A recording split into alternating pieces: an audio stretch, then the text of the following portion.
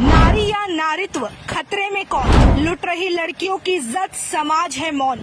निर्भया दिशा सिर्फ बनकर रह गई उदाहरण, कब तक होगा रेप अटैक और अपहरण। आज अगर नहीं जागोगे फिर कोई सम्मान खोएगा, दरिंदे नोचते रहेंगे तुम्हें, समाज बस पीछे से रोएगा।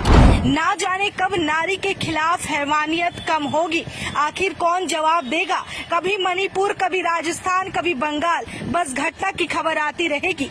क्या लड़कियां कभी सुरक्षित थी या फिर यूं ही सब बेखौफ घूम रहे हैं। सब कहते हैं दौर बदल गया, जमाना बदल गया, लेकिन क्या वाकई इस नए दौर में आपको सीता या द्रौपदी नहीं दिखती। ये सवाल कभी खुद से पूछिएगा। जिन तस्वीर और वीडियो को देखने की हिम्मत तक हमारे अंदर नहीं है, उससे भी ज्यादा दरिंदगी लड़कियों के साथ लोग कर जाते हैं। भले ही आरोपी गिरफ्तार हो जाते हैं, लेकिन आखिर वो लोग कौन होते हैं जिन्हें अपना पराया सुख दुख, किसी की इज्जत तकलीफ खुद से लेना देना नहीं होता। आखिर वो कौन होते हैं जो भक्षी बन जाते हैं। ना उम्र देखी जाती है और ना कोई मौका।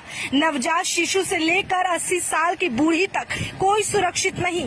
तो फिर कैसे इस देश में बेटियां घर से निकलेंगी, कैसे बेटी को पढ़ाने का सपना पूरा होगा, कैसे बेटी चांद तक पहुंचेगी।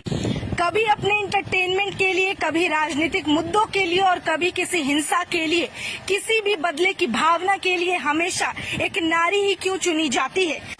सही कहा गया है, शायद नारी के पास कोख होने के कारण ही उनके पैरों में वो बेड़ियां बंधी है जिन्हें खोलकर कभी वो आजाद नहीं हो पाई।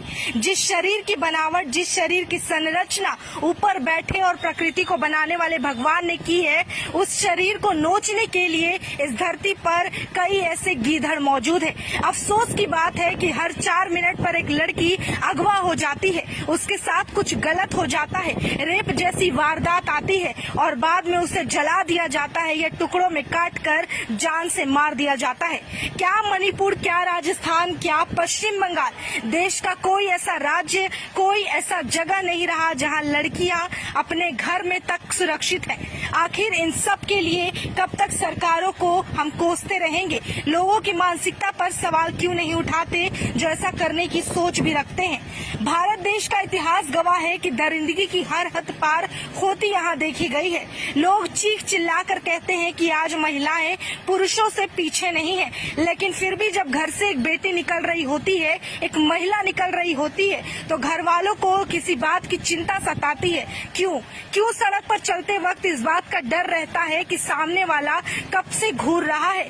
जिस नारी से समाज है, उस नारी को इतना कमजोर किसने कर दिया। क्या ये सब कुछ बदल नहीं सकता।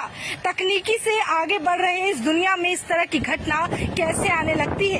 ये तमाम सवाल है जो हम सरकार से या किसी एक व्यक्ति, समुदाय से नहीं पूछ सकते, क्योंकि ऐसी घटनाएं किसी एक धर्म, एक जाति, एक समुदाय की नहीं, बल्कि हर उस लड़की के साथ होती है जिसकी गलती शायद लड़की होना। बीते दिनों मणिपुर से दिल दहला देने वाली घटना सामने आई, ठीक उसी तरह पश्चिम बंगाल में भी ये घटना हुई है और वहीं राजस्थान में भी पीड़िता के साथ रेप करके उसे जला दिया गया।